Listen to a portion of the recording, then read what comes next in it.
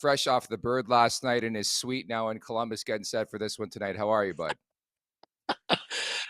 Everyday league, just grinding, boys, grinding. It's hard. No, it's great. Everything's good. How you guys doing?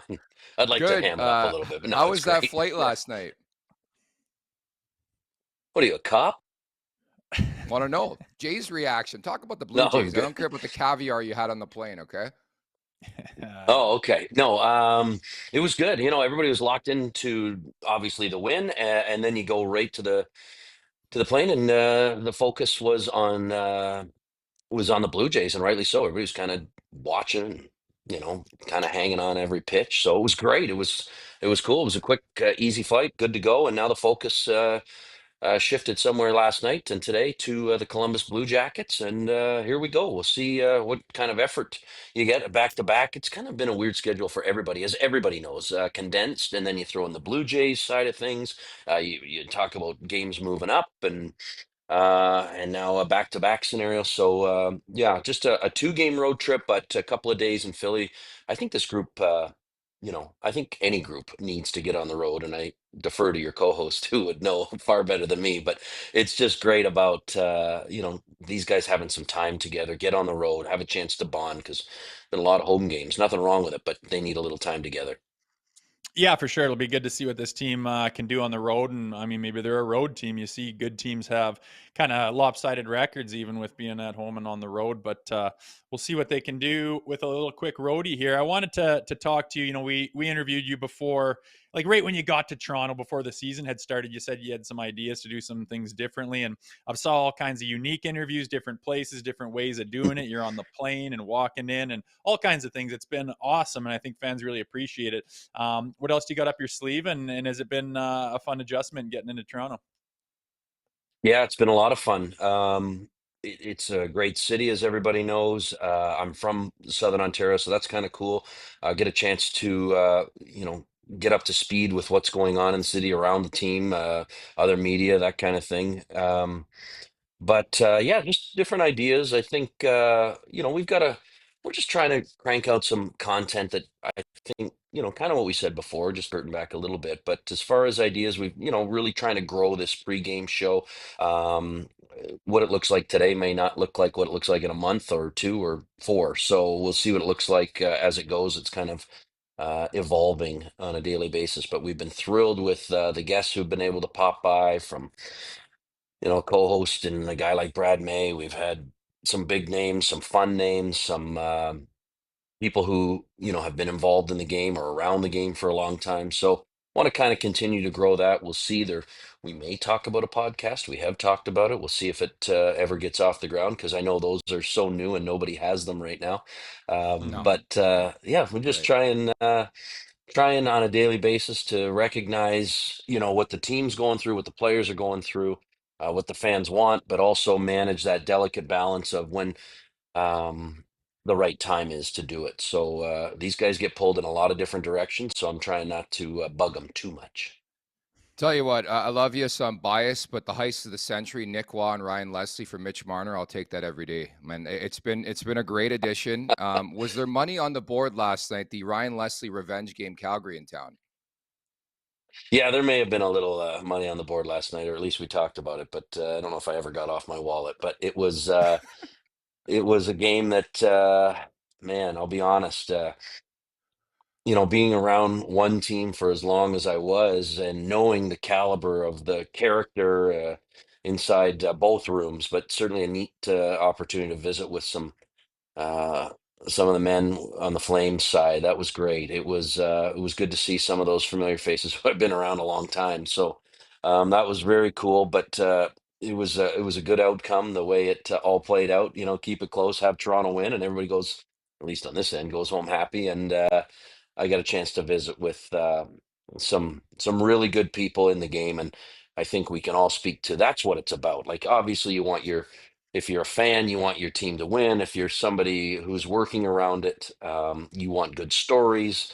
If you're somebody who used to play, you want to catch up. If, and in my case, it was a little combination of I got to see some familiar faces, which was good, and it was a special day, and it was a fun night, and The game had some moments too, so it was a great one all around.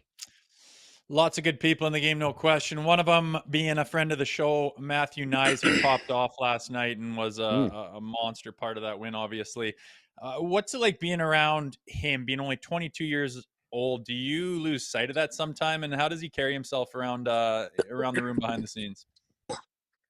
Yeah, I think that's a good way of putting it. Sometimes you forget that he's that age, but he's a beast. He was a horse last night, and you know, it's funny. There was a moment where he got the penalty, if memory serves, and then Lomberg had a word with him, and you could just see the size difference, that kind of thing. It was a great game for that young man, and being around him is good. He conducts himself very professionally. I mean, you think about who he gets a chance to sort of learn from in that front, and you know, he's doing it.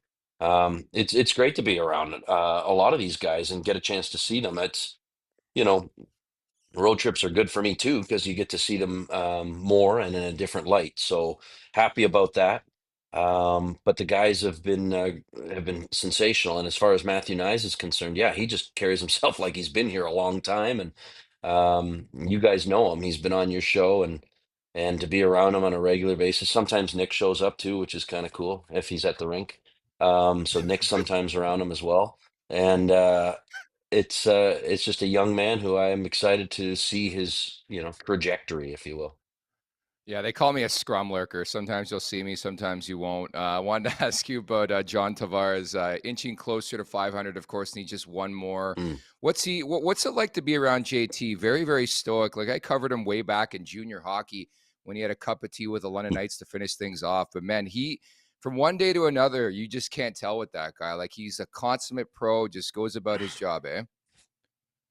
Yeah, it's impressive. I mean, everybody's heard the stories, but they continue to trickle out, and it's neat to see and hear his teammates talk about sort of things that they take from his grab bag of how it should be done, and they apply it to their own game. Nick Robertson, you know, a lot of people, you know, we could go up and down the lineup that guys have said that they, you know, Morgan Riley and others who have said, yeah, I kind of use this portion, be it nutrition, be it fitness, be it the discipline, be it, you know, hydration, game prep, whatever it is, he is the standard. And I think there's, you know, I asked a couple of the guys, you know, like, is this something that you ever chirp them on? Is it, you guys have some fun with them on this? And they're like, oh, it works. So you can't really say too much about it. But, um, you know, it's really fascinating to watch him go about his business. Again, I don't pretend to know him, but I can say in being around him that the effect he has on so many and the way he, as you say, carries himself. He's a consummate pro. Pardon me. He and you know, thoughtful in his dialogue when he's conversing with media. He's not giving you cliches. He is somebody that you watch and you just kind of go, that's the standard of how I think a lot of people would want to carry themselves. So it's great, and you hope he gets this thing, and you know it's coming, and what kind of a celebration it will be like that. Now that's one where, you know, if and when he gets it, you know, we might try and do some things with him on that. So um, I think everybody's waiting, and the teammates are certainly looking for him. Consummate professional, no doubt. Last week we got the news that Joseph Woll's back. Fantastic news for anyone who cares about this team whatsoever. Was there a palpable buzz? And I'm sure the boys around the room and everything else were pretty excited to have that guy back in the room. Yeah, you get the sense of what he means to this team. Again, me being so new to it, I haven't had a chance to really experience it, but you know, in listening to his teammates talk and speak so highly about him, and you know, the workload for a guy like Stolar's, you know, it's been a lot on him, and I think Leafs fans have seen the power of having that tandem. First of all, you just are thankful that he's in a better place. He's back, and now you get a sense that he's going to ramp up and kind of get there. I have no idea on the specifics of a timeline, but from what we've been hearing, it's maybe a couple of weeks. We'll see. You know, he's been skating a couple of weeks, so maybe we'll see just how long it takes for him to get to where he and others feel he's ready to join the big group in a game situation. So time will tell, but it's a huge ad. The Stolars, I think, has been solid, and now to be able to go back to what everybody knows, and that is the tandem of the two of them. It's great. It's great. And Caden Primo's been has been solid in his couple of starts. So they've held the fort. Goaltending has not been an issue. So um, I think getting Joseph back will be a massive boost, and you can hear it already. You're finding out early the magnitude of this market. It's October, but man, week after week and day after day, the sky's falling in this market. What's it been like behind the scenes in terms of an urgency level, maybe even the last couple days, couple weeks here? Well, I think everybody's seen it, and it's no secret. It just doesn't seem as though they found their rhythm to a degree. It looks as though they're trending that way right now. The last few games, they felt pretty good about it. But, at times, I think they would say that it's been a bit flat. They have talked about it. They didn't like their second period, save for last night. There's been some inconsistencies with, um, line juggling, that type of thing. Everybody trying to get up to speed together, individually, what have you. I think what people on the outside are seeing and feeling, that's as transparent on the inside as well. So it's not like, oh no, there's a completely different opinion on what's been happening. It's a group that's very aware, but be it management or players themselves. They've been honest about their play and admit, and I don't think it's that abnormal that we've seen October's necessarily a little flat. I think you've seen that in Toronto in the past, in the recent past. So um, nobody's happy with the fact that they're continuing to find their game, but I also think that they're very aware of what they have here, and it's just a matter of getting it going. And it looks as though they're head direction. I'm just curious, Ryan, last from me, if you've got a chance to be around the team a little bit now. Obviously, the big dogs get a lot of the spotlight, but is there someone on the roster that has impressed you that you don't think gets enough credit? That's a good question. Somebody asked me that the other day. Or maybe it was just yesterday, but I don't know about that. That's a really tricky one because I don't know as though anybody would come to you and say, they wouldn't necessarily say that they're 100% on board with their game. But, character-wise, a lot of guys, but impressed me with their play. You get a chance to see the big dogs up close and personal, and you just see how dangerous they are. But I'll say Max Domi, you know, the other day, Chief said, his game, when asked about it, about Max's, has been up and down. I don't think that's a crazy assessment. Max just took that and ran with it. And boy, that shot, I think I'm probably new to that in person, in that we'd heard that he wants Max to shoot more, and he did. And it's a laser. Like, it's unbelievable when he gets that thing off. Um, so that has been impressive, and the way he carries himself. I really like that guy. I've been around him in other stops, and just to see what he's capable of, and knowing that he can kind of do that. Um, so many good people in the room that have impressed me. I could go up and down the list, but I loved seeing him get a shot away and get rewarded. I want to see. I think it's coming more with Matthew Knies. That's one player I'm very excited to watch develop and grow from a young man to a veteran over the next little while. Um, but yeah, just to see the way some of the bigger names carry themselves on and off the ice has been great. You love the way you see those role playing guys, those depth guys. I can't wait to see what Scotty Laughton brings, because I just think the world of that guy.